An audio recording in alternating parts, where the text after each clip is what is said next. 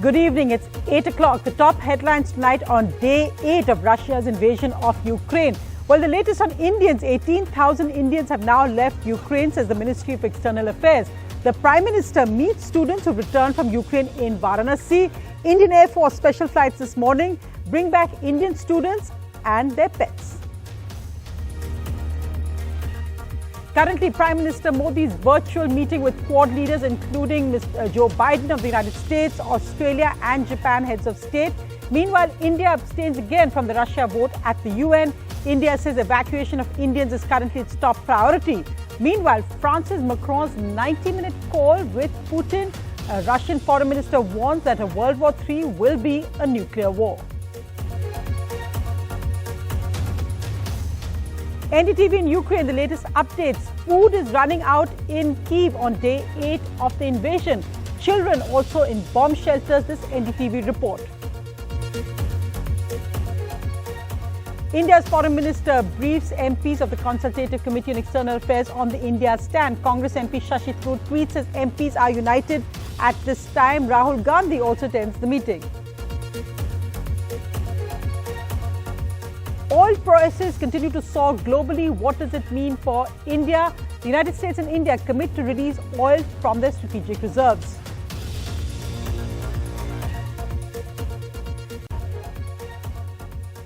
So we'll be tracking what's happening in Ukraine and the Indian government's response with Vishnu and Jyoti both joining me from Ukraine, and Nidhi tracking the Indian government response here.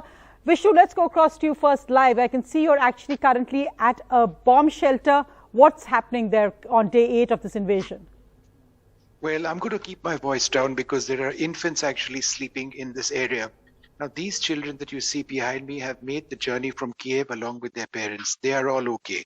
This is a children's shelter in the city of Lviv, where I am. This is in the western part of the Ukraine. It is the largest city over here. Thus far, it's been unaffected by the bombing, though air raid sirens do go off every now and again.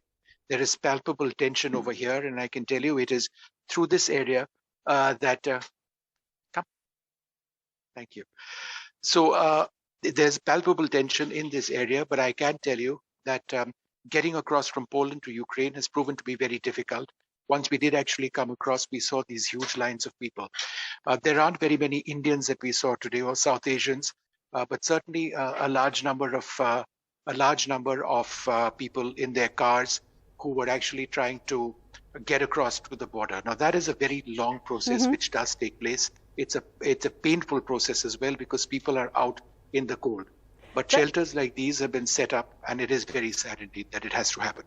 No, Vishnu, and in fact, you said the children are sleeping, but I can see them jumping around you. I think that really is the tragedy of our times, that children, really who want to play at any time, even when a war is on in their country, are now forced into these shelters. Many of them have walked miles from other cities to get away from the hardest impact of the war. And Jyoti is actually joining us right from the heart of it, from central Kiev. And Jyoti, just tell us about what's happening, because just a day ago we were reporting that Russian convoy heading towards the capital city. The fall of Kiev seemed imminent, but there seems to be an extremely brave fight back going on. What's the latest where you are? That's right. There is a brave fight going on here, Sonia, but I have not seen Kiev in the 8 days of this invasion. This is the first time I'm seeing barricades being set up in central Kiev. That's what's going on behind me right now. There's trucks everywhere. They've blocked off these roads. They're letting some vehicles through.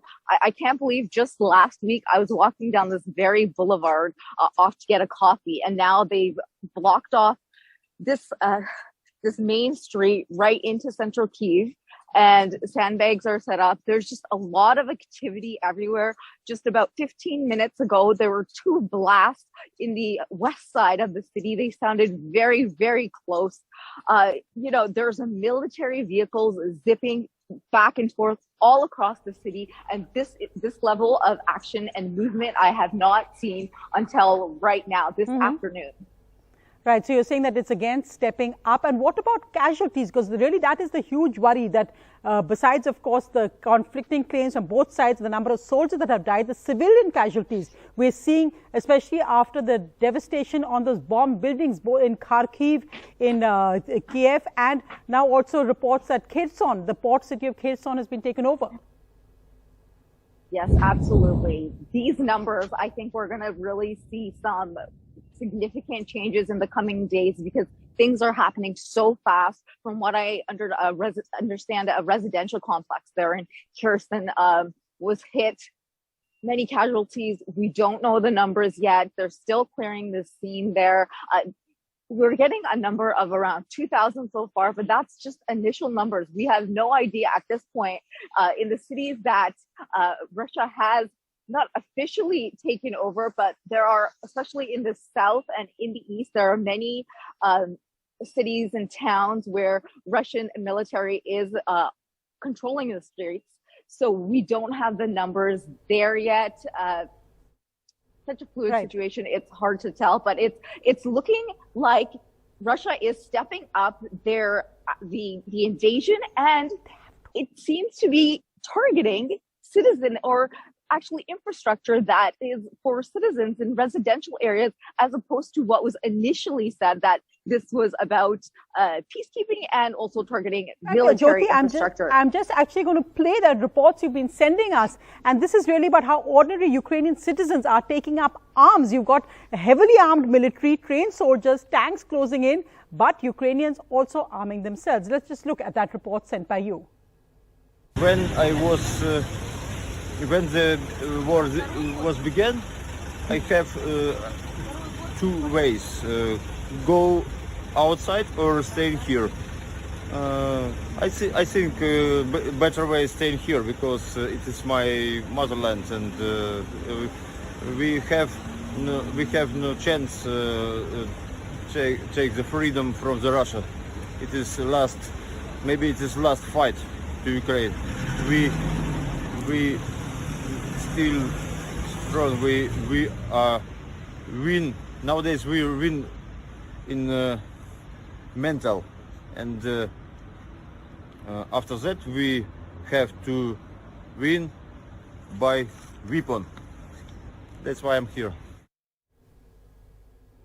It really is a brave fight back, Jyoti. And of course, now the worry is also that how people who are still in Kiev, the ones who are staying back, how they're actually getting groceries. What are you seeing? The shelves are bare. They're really bare. They're down to the minimum. I went into a very large grocery store and there was no bread to be found. And that's something I'm hearing in the streets, that people can't find just such a basic thing like bread. And so these kinds of, in terms of stocks across the city, we're just seeing a real issue because there is no replenishing happening in the stocks anywhere in the city. So there's that concern. And there's also the concern of medicine, especially for, special cases and for people with diabetes who need insulin, people with cancer who need the special drugs. So the city is trying to create humanitarian centers where they can address this right now, but really on all sides, there's real shortages happening. And right now, it seems as though there is aid coming from outside countries. However, how quickly that's really going to help what's happening here on the ground, I mean, we're going to see. So this Lviv croissant, very popular chain, bakery chain. It's had its doors closed for the past 8 days. And then over here, what people are more concerned about than croissants is medicine. So this is a huge queue for a pharmacy.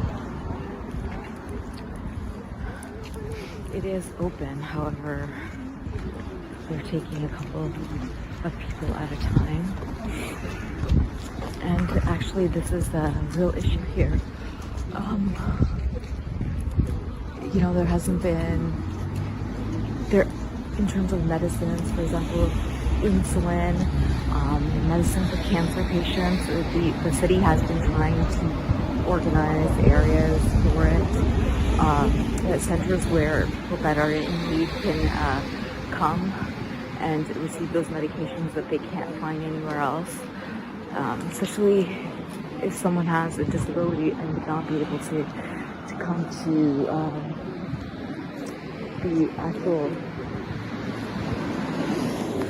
So this is where the dry kind of stuff would normally be. The pastas and rice and things like that. Not much of that left here. And also there's a real shortage of bread in the city.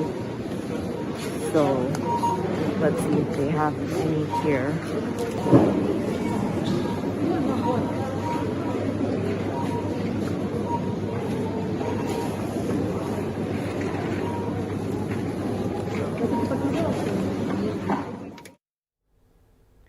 The humanitarian tragedy of what's currently happening in Ukraine. And now let's just look at what seems to be the latest stage of Russia's advances. So if you're currently looking at the major cities, we can see how Russia is advancing. Also at Odessa and Kherson, those are the areas which are key strategic cities for Russia. But there is, as Jyoti was just saying, there's not really an official takeover yet. The fighting is going on, but the shelling stepping up in key areas. We know that Russian troops are also being parachuted in. So that's the latest information we have. And let's just look, as Russia is advancing in parts of Ukraine, the major explosions which are still bombarding the capital, Kiev, as we can see. And the news coming in from different parts, 8 people were killed in overnight bombings in Kiev. Now again, these are civilians. The actual numbers may be much more. And the situation in Ukraine's capital is difficult but under control, the mayor has said, adding that the nighttime explosions were also Ukrainian air defenses striking down incoming Russian missiles. This is from the Ukraine government. And that the massive column of Russian military vehicles coming to the capital has stalled because of fuel and food shortages. Amid the Ukrainian resistance, AFP has quoted a senior U.S. defense official as saying. And also in Kharkiv, we can see heavy damages there after bombing by the Russians. Remember, an Indian student also died here in Russian shelling.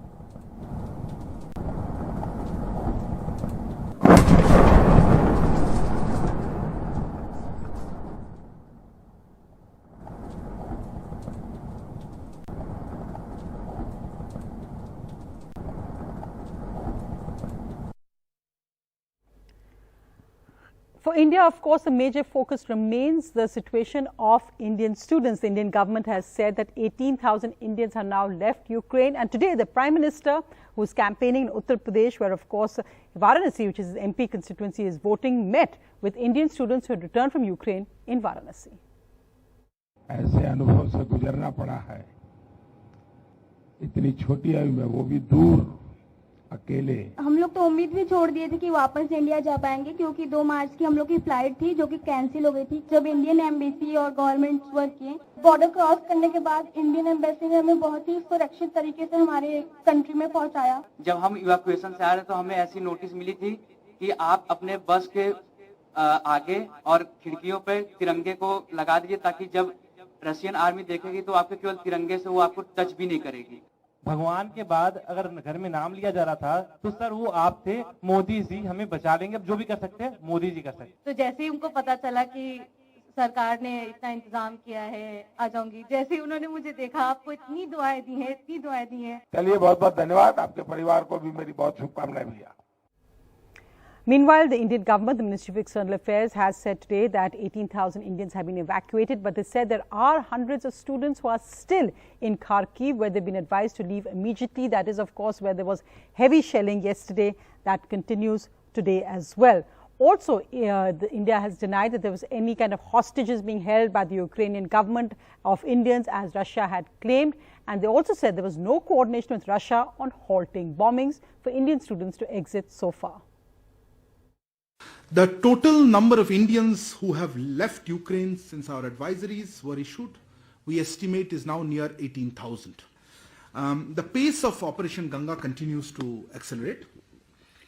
During the last 24 hours, 15 flights landed in India, and we have brought back around 6,400 Indian citizens.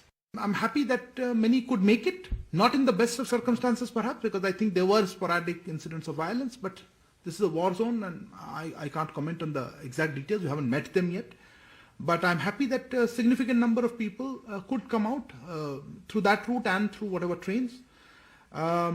So I think that's the kind of conversation. But extrapolating that to say that somebody is holding up bombing or that this is somewhere we are coordinating that, I think is absolutely inaccurate. I don't think. If I could be more facetious, then it will extrapolate itself. So we would then order a resumption of bombing. I think that's really getting a bit much ahead of ourselves. And today, almost 4,000 students have returned from early this morning from Indian Air Force flights to regular Air India and not regular but special Air India and Indigo flights as well. So there we can see students coming back, their excited families, there's tears, there's happiness, there's gratitude, but also anger at what took so long.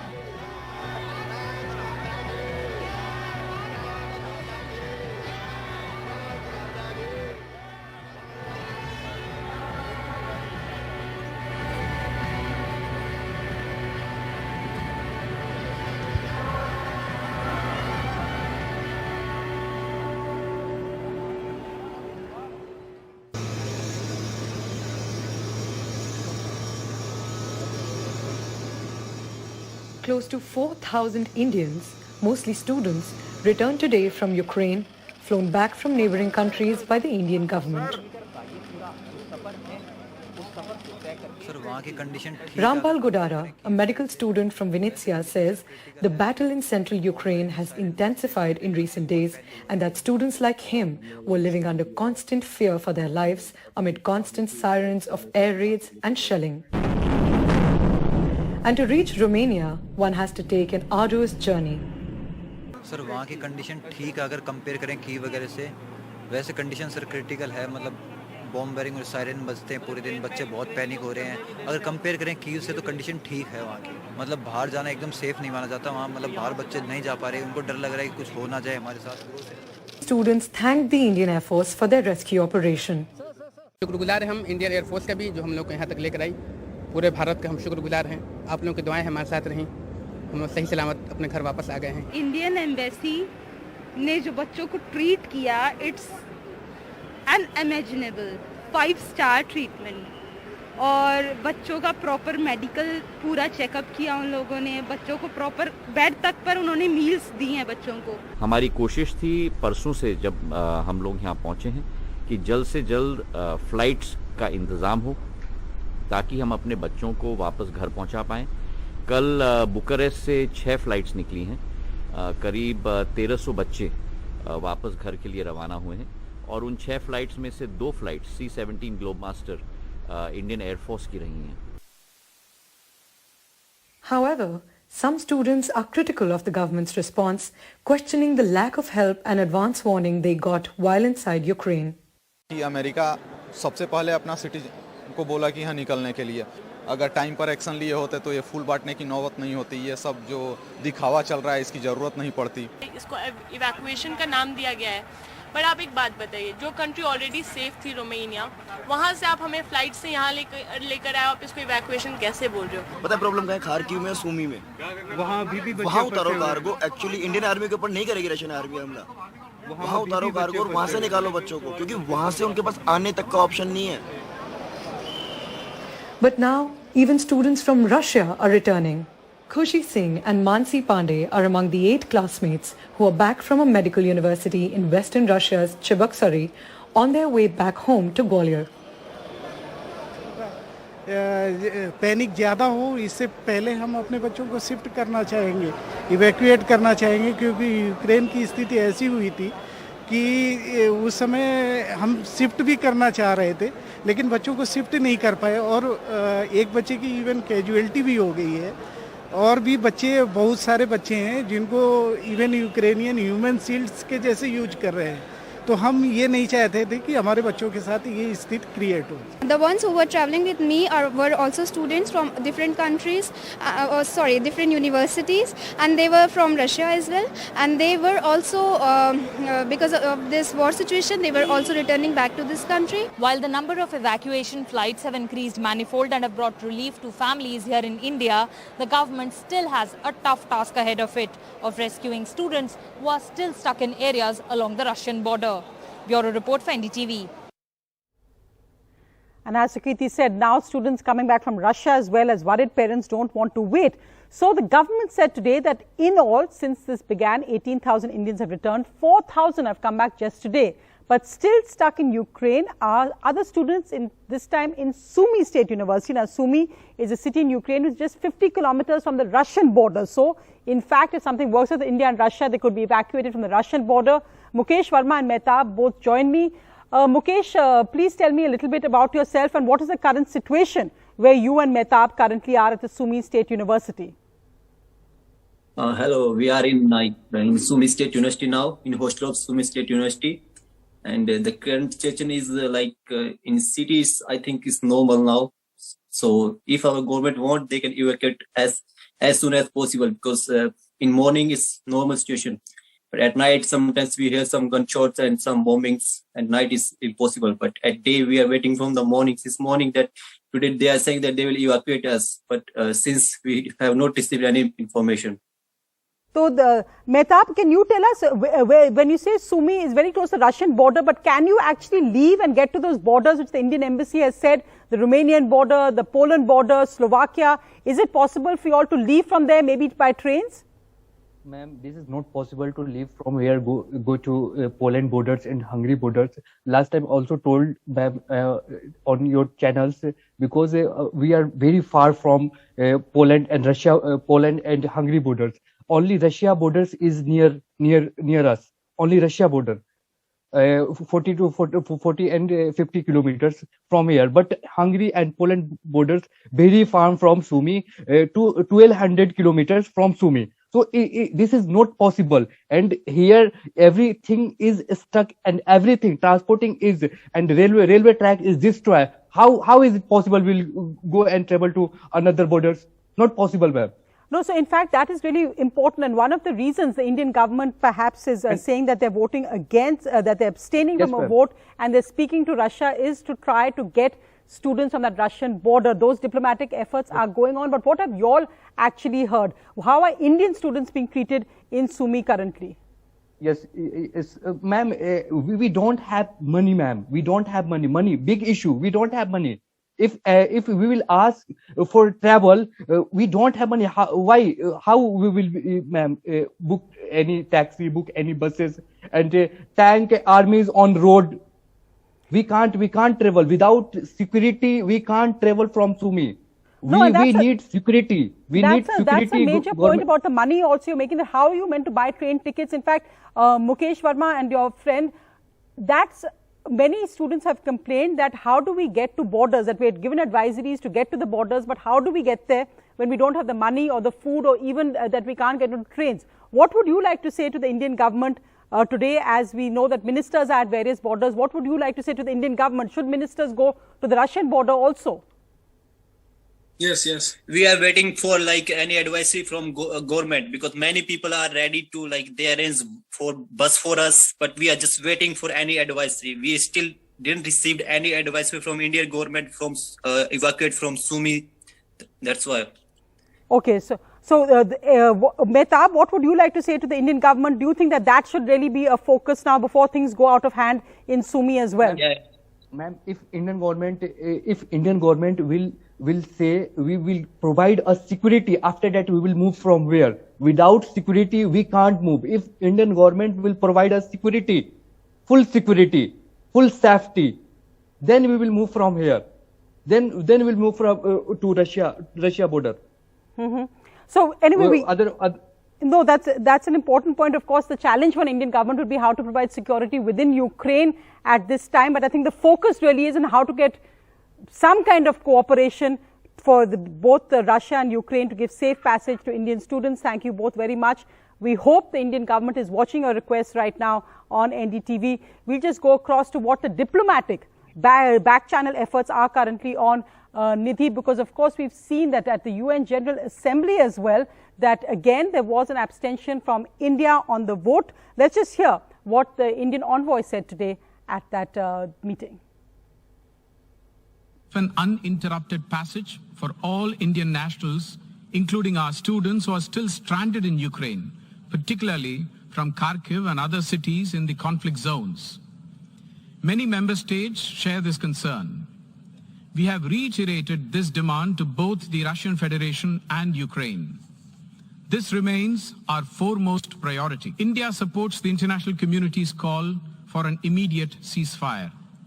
We also support safe humanitarian access to conflict zones.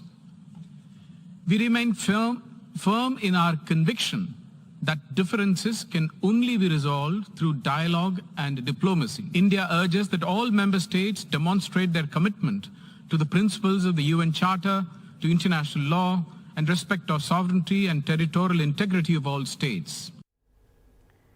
Meanwhile, there was a 90-minute call today between France's President Emmanuel Macron and Russia's President Putin, which doesn't seem to have really come up with any great progress.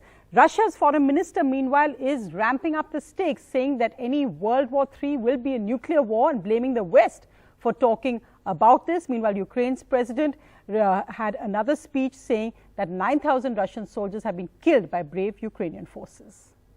And so there were statements saying that everyone was ready for a conflict between NATO and Russia. And then Biden's statement answering the question as if there was an alternative to current sanctions. Well, he responded that the alternative to economic sanctions is solely World War III. So I draw your attention to the fact that nuclear war really is in the minds of the West and not in the minds of the Russians. I can assure you that we will not allow all these provocations will not destabilize us. We will not allow that. And if we don't want a nuclear war in that case, we have to think hard about it. Наша армія робить все для того, щоб зламати ворога остаточно. Майже 9 тисяч вбитих росіян за один тиждень. На Миколаївському напрямку окупантам доводиться десятками гвинтокрилів забирати своїх 200-х і 300-х. 19 років. 20 років. Що вони бачили у житті? Окрім цього, окрім вторгнення на чужу землю. Але більшість з них так і залишаються повсюди. Україна не хоче бути покритою трупами військових. Забирайтеся додому усією своєю армією. Скажіть своєму командуванню, що ви хочете жити, що ви не хочете умирати, ви хочете жити. And what's a really crucial meeting right now is Prime Minister Modi is holding a virtual meet as part of the Quad meet. Then part of the virtual meet is, of course, the US President, Joe Biden, and the heads of Australia and Japan. Nidhi, why is this meeting so crucial at this time? Well, it's crucial because, Sonia, this is an important alliance that essentially came together to counter China's belligerence in the world. And at the moment, India is the only member of this grouping that has not condemned the Russian actions in Ukraine. So therefore, we can see that this would be a somewhat awkward meeting in that sense. If you even look at the readout of what's on the agenda of the meeting before it began, the Indian government just said that it's about exchanging views and assessments about developments in the Indo-Pacific, whereas the US said that leaders will discuss the war against Ukraine and implications for the Indo-Pacific. So we're not even seeing eye to eye on the language of what the agenda of the meeting is. So therefore, in that light, India caught between a rock and a hard place, really, not trying to annoy an old friend like Russia, for whom we depend on defense supplies. At the same time, we have these new friends like the US in the Quad. We also have a senior US official who has said that the US is considering whether or not to impose sanctions on India for purchasing the S-400 air defense missile system from Russia. So that, that is also happening on one end. Right. We've also just heard, Sonia, about the French president's 90-minute phone call with President Putin and worryingly... Because in fact, Niti, what I wanted to bring up on that point, because as you made the point, the US possible pressure, the worry that in the US there seems to be what India's stand, or looking at Prime Minister Modi as somebody who can put some pressure or be a negotiator with President Putin. But what's happening with Macron, who's met him, of course, in the run-up to this invasion of Ukraine, doesn't seem to be very optimistic. Well, no, exactly. After President Macron's conversation with President Putin, the AFP, the French news agency, has put out a quote from one of his aides saying that, he expects wars to come in Ukraine, and that President Putin basically told him that their aim was to take over all of Ukraine, and they believe that that is something that they are going to be able to do. So it is a very, very tense situation, and geopolitically also for India, a very difficult situation. Please, as I said right at the beginning, the Quad came together to take on China, and meanwhile you have Russia, which is actually moving closer to China as this crisis unfolds, in which case what is India going to do if that actually happens? So India has its own concerns on the borders with China, for which it really depends a lot on American help as well, and this Quad was formed for that. So it's some difficult diplomacy that lies ahead. Right, and as news just coming in of the latest round of talks beginning between Russia and Ukraine as well. But of course, as we said, that after the President Putin statements and public statements so far from Russia, there's not much hope right now in this latest round. Remember, Ukraine's president had asked for a ceasefire, of which there's no sign as we currently speak of it happening. There it is, the latest round of talks happening between Ukraine and Russian officials in Belarus.